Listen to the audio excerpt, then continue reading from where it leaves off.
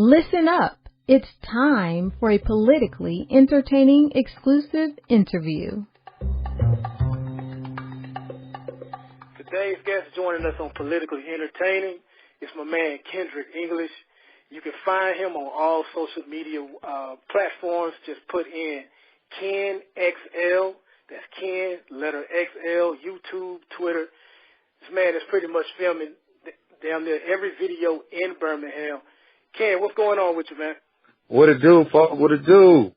Man, it's all good, man. We want to thank you for joining us, bro. Hey, man, anytime, man. Y'all family, man. Appreciate that. All right, man, we're going to jump into this now. A lot of people don't know at one time, I actually was trying to be a rapper many years ago. And, you know, during that time, most of everybody you came across, he was either trying to rap or make beats.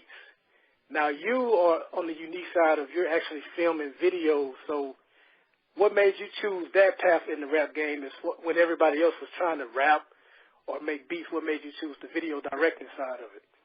You know what? That's a good question because I actually came in the game as a manager, and I just wasn't getting what I wanted to get across. I really wanted to help somebody get to that next level. I've always been like that, behind the scenes, help somebody accomplish a dream type of.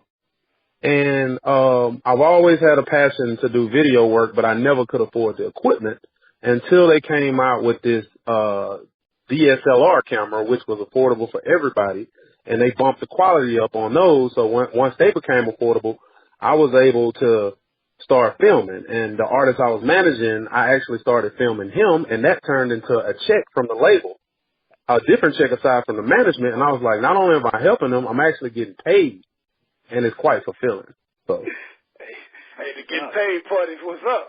Hey, the get paid part is excellent, you know, but it's all about helping people get their things across, and I get a lot of award in that, you know, especially when I'm in the inner city neighborhood and, you know, people looking at me doing something other than actually rapping, shooting ball, or, you know, doing the other thing. You see what I'm saying? It show kids it's another way out. So once I started seeing that, it actually pushed me. And, where we from, once we catch on to something, we gonna research it, we gonna max it out. So that I hope I'm still in the question realm. I can kind of rant a little bit. Oh yeah, you good. No, you good. That's good.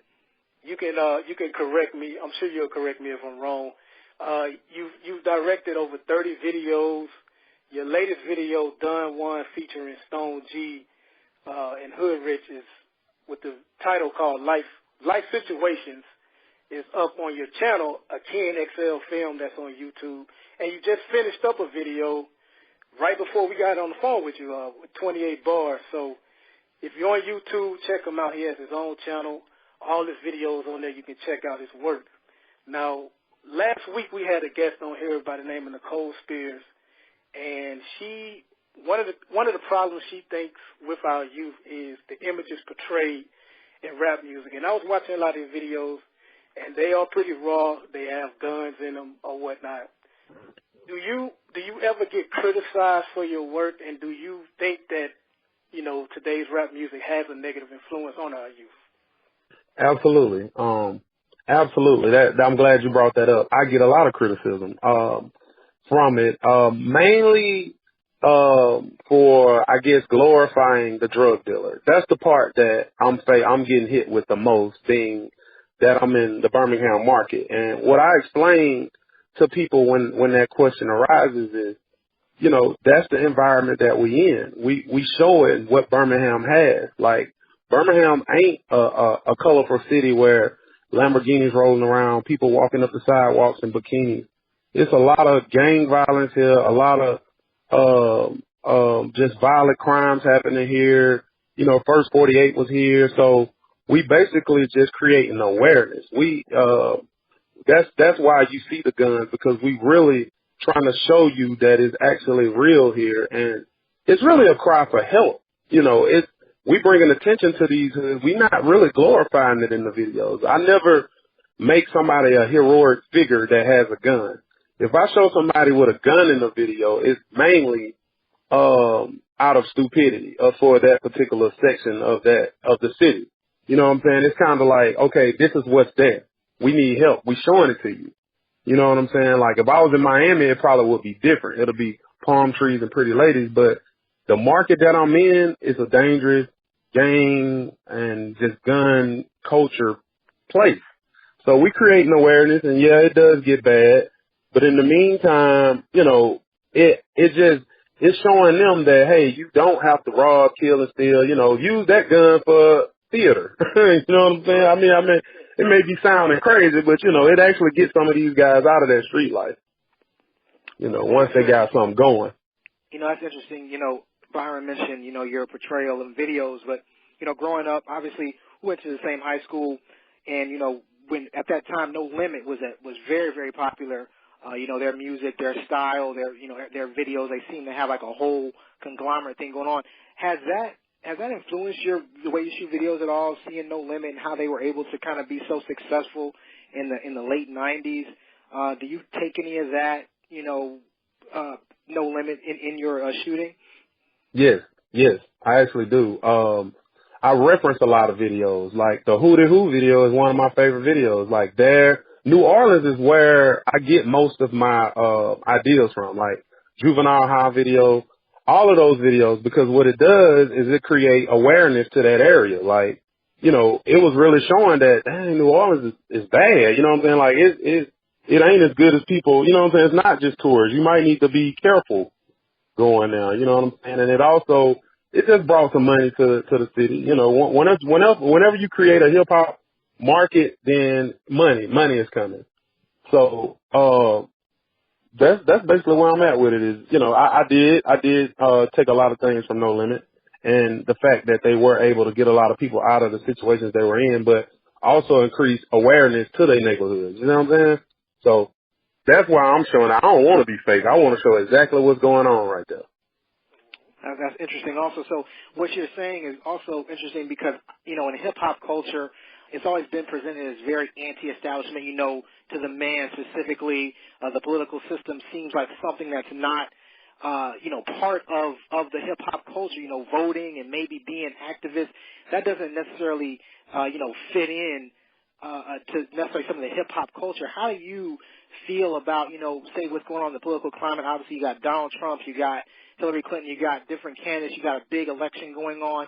Are you somebody who's politically aware? Do you, and the people you're around, are they politically aware, or is it this anti-establishment like, well, you know, we're not worried about the system, we're going to do what we got to do, or is there an understanding that there is a difference that can be made by voting and maybe, you know, getting in the political activist system?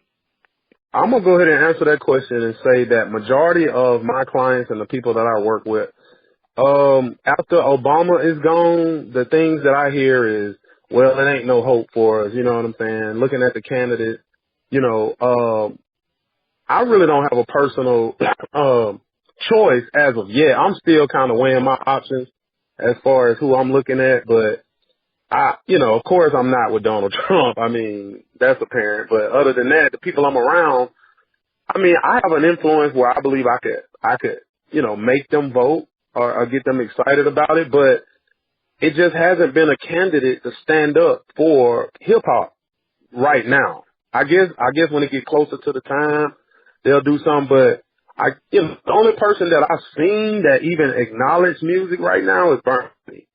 You know what I'm saying? I haven't seen anybody else even acknowledge hip hop. I mean, that's very interesting, yeah. The only time you really see politicians even acknowledge hip hop is when they're trying to get, when they're in a close race and they're trying to get that predominantly black vote. I don't know if you remember a few years ago, there was a guy running for Senate in Georgia, and he enlisted like T.I. and Young Jeezy, trying to get the vote out. But other than that, they don't pay it too much attention.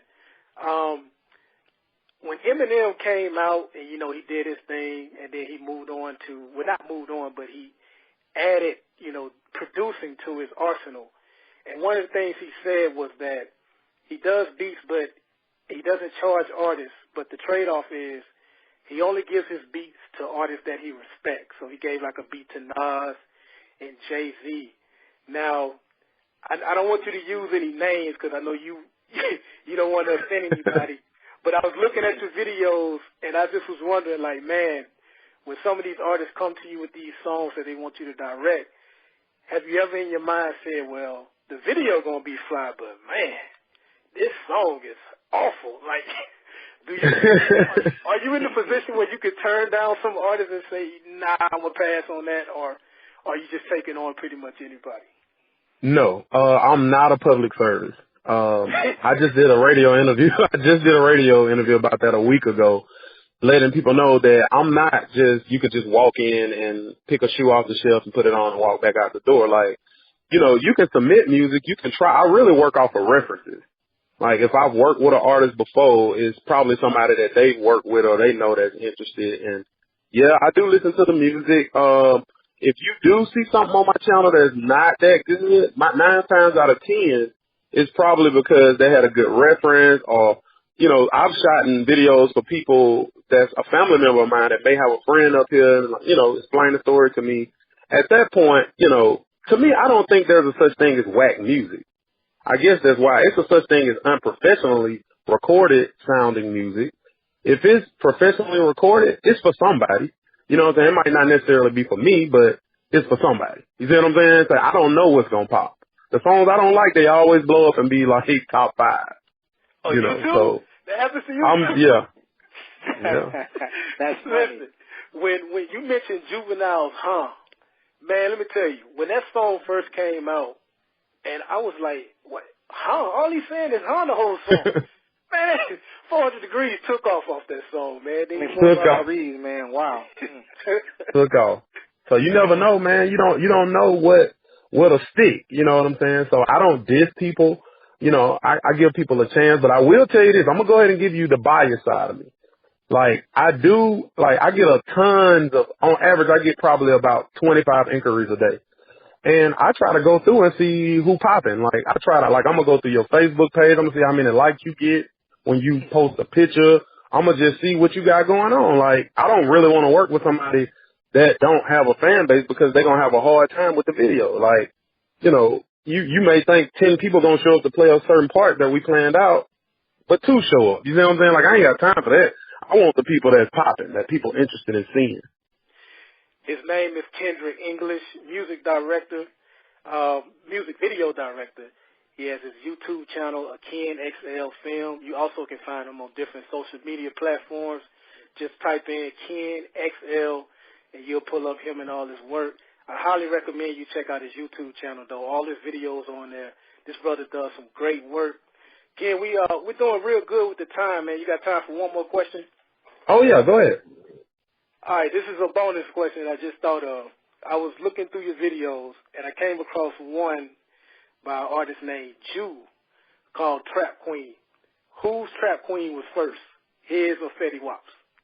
Fetty Wap. Fetty Wap, okay. Well, again, we want to thank you for joining us. Were you reluctant to shoot that with Fetty Wap's Trap Queen already out there? Like, let me tell you a little something about this situation. He explained it. I got a follow-up video on my channel where he actually explained the difference between him and Fetty Wap. No, like when he presented the record to me, I liked it. Hip hop is a culture where things are being recycled every day. You know, like, I'm sure Fetty Wap sampled that song from something back in the day. You see what I'm saying? Like, he went with the title, but his Trap Queen, it was the same type of Trap Queen. Everything was the same. I just liked it. And then when I met Jew, he was he was a real person. So I was like, okay, well, let's go. That's what's up. It's always room because, hey, in our generation, we once had 2 Whoop There It Is at the same time. So exactly. Right. It's always room. Exactly. Man, we want to thank you for joining us on Politically Entertaining, brother. Straight up, man. I enjoyed it. Again, one more time, check out his YouTube channel, Ken XL Film on YouTube. Find him on all social media platforms. And we'll talk to you again, brother. Thank you for joining us. No problem. Anytime.